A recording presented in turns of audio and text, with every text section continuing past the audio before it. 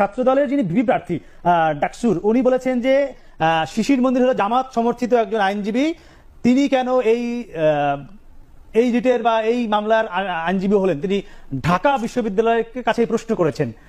বিষয়টি কি আসলে আপনার কাছে কিছু জানতে চাই।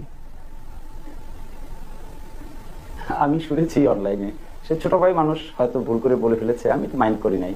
ছোট মানুষ কথাটা হয়তো বুঝতে পারে নাই, তাই বলে ফেলেছে।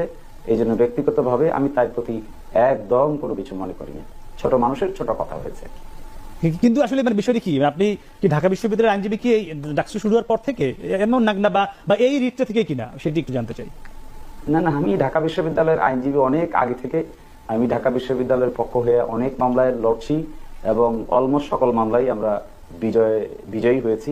এটা হয়তো এই ছোট ভাই জানেন না জানার কারণে হয়তো তার মুখ দিয়ে কথাটা বেরিয়ে আসছে।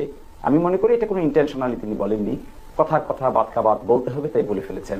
আমি এটাতে মোটেও কিছু মনে করিনি। আমি মনে করেছি এটা মুখ ফসকে বের হয়ে আসছে, এর চেয়ে বেশি কিছু মনে করিনি। হ্যাঁ জি, আমরা আপনার